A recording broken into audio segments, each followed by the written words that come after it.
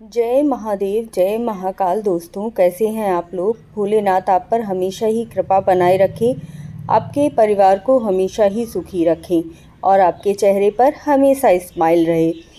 तो मैं कर रही हूँ पार्थिव शिवलिंग का निर्माण, क्योंकि है प्रदोष व्रत।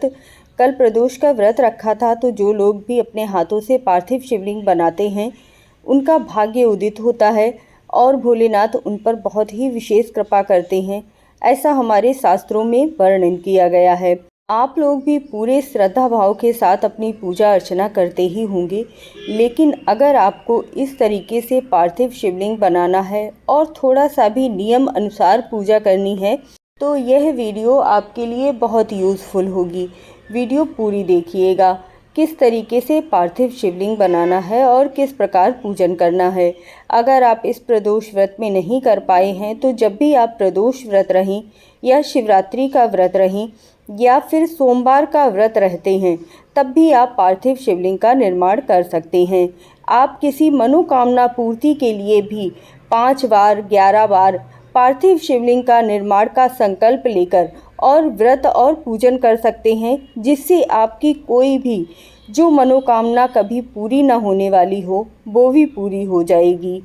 जैसे कि पंडित प्रदीप जी महाराज कहते हैं कि अगर आपके पास समय ना हो, तब आप एक गमले के अंदर भी मिट्टी रखकर पार्थिव शिवलिंग बनाकर पूजन कर सकते हैं। लेकिन अगर आपके पास समय है तो इस प्रकार सुंदर सी थाली में उन्हें विराजमान कीजिए, क्योंकि आप जितना सुंदर तरीके से भोले बाबा को विराजमान करेंगे, आपकी मनोकामनाएं उतनी ही शीघ्र पूरी होंगी और आपके घर में धन, सुख और ऐश्वर्य का वैभव बना रहेगा। जब आप पार्थिव शिवलिंग बनाएं, तब आपकी मिट्टी शुद्ध होनी चाहिए। विशेष रूप से तुलसी के पौधे की मिट्टी आपको बिल्कुल भी नहीं लेनी है। मिट्टी के अंदर थोड़ा सा गंगा जल डालिए, कच्चा दूध और अक्षत डाल लीजिएगा। गंगा जल डालने से आपकी मिट्टी शुद्ध हो जाती है। उसके बाद आपको धीरे धीरे अपने हाथों से इस तरीके से पार्थिव शिवलिंग का निर्माण करना है। मैंने 108 पार्थिव शिवलिंग का निर्माण किया है और साथ में नंदी भगवान को बिठाया हुआ है। नंदी भगवान धर्म कहे जाते हैं। शिव पुराण में ऐसा वर्णन किया गया है कि यदि आप पार्थिव शिवलिंग के साथ नंदी भगवान को विराजमान करते हैं, तो आपके जो पुत्र पुत्रियां हैं, जो आपके बच्चे हैं, वह कभी गलत रास्ते पर नहीं जाते हैं, क्योंकि आपके घर में धर्म विराजमान होते हैं और धर्म का जहाँ स्थान होता है वहाँ कभी भी बच्चे बिगड़ते नहीं हैं, हमेशा अच्छे आचरण करते हैं और अच्छे रास्ते पर चलते हैं। साथ में मैंने गणेश जी भगवान को विराजमान किया है, क्योंकि गणेश भगवान प्रथम पूज्य हैं। उनके बिना कोई भी पूजा आपकी पूर्ण नहीं होती है। इसके बाद मैंने पंचामृत अभिषेक से सभी को पंचामृत अभिषेक किया है। दूध, दही, शक्कर, गंगा जल और जल से स्नान करवाना है। साथ में पंचाक्षर मंत्र या फिर षडाक्षर मंत्र बोलते जाना है। अंत में हमारे भोलेनाथ को चंदन सबसे प्रिय है, इसीलिए चंदन जल और साथ में इत्र ज़रूर समर्पित कीजिएगा। इससे भोलेनाथ बहुत ज़्यादा प्रसन्न होते हैं। भोले बाबा को आँख का फूल, बेल पत्र, जो भी आपको चीज़ें मिल जाएं, वह ज़रूर समर्पित कीजिएगा। इस तरीके से अगर आप पार्थिव शिवलिंग का निर्माण करते हैं और पूजन करते हैं, साथ में मंत्रों का जाप करते हैं, तो भोलेनाथ विशेष प्रसन्न होते हैं। यह पूजा प्रदोष काल में करने से आपको ज़्यादा फल प्राप्त होता है।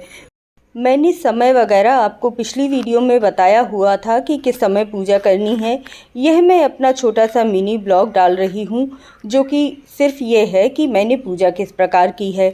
अगर आपको इस प्रकार कर पूजा करने से लाभ प्राप्त होता है तो आप ज़रूर कीजिएगा और यकीन मानिए, इस तरह से पूजा करने से अगर कोई त्रुटि रह जाती है तब भी भोले बाबा उसे क्षमा कर देते हैं, क्योंकि आपने पूरे मन भाव के साथ अपना पूजन संपूर्ण किया है।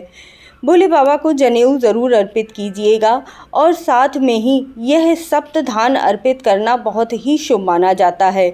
आपके घर में किसी भी प्रकार की धन की, बरकत की कमी नहीं होती है यदि आप चने की दाल भोले बाबा को समर्पित करते हैं। सफ़ेद और काले तिल समर्पित करने से आपके घर में पितृदोष नहीं लगता है। जौ समर्पित करने से आपके सुख और सौभाग्य में वृद्धि होती है।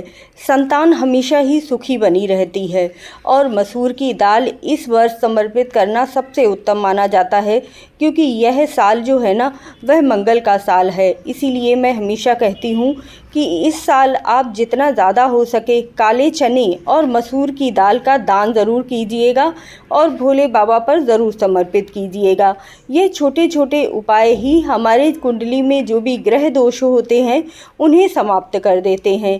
तो यदि आपने अभी तक मसूर दाल का दान नहीं किया है तो ज़रूर मंगलवार के दिन या शनिवार के दिन करके आइएगा।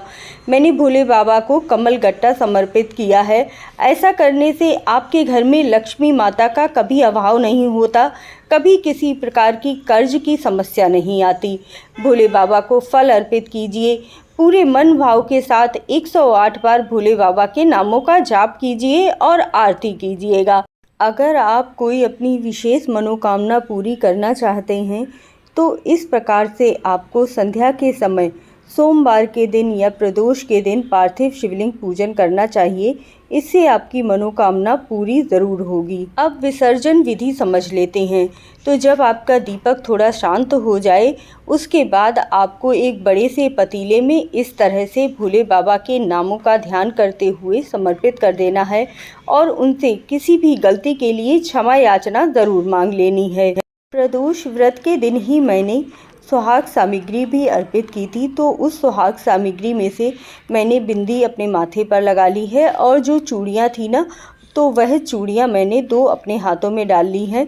उसके बाद जो सुहाग सामग्री है उसका मैं दान कर दूंगी। जय महादेव, जय भोलेनाथ कमेंट में लिखना बिल्कुल मत भूलिएगा। जय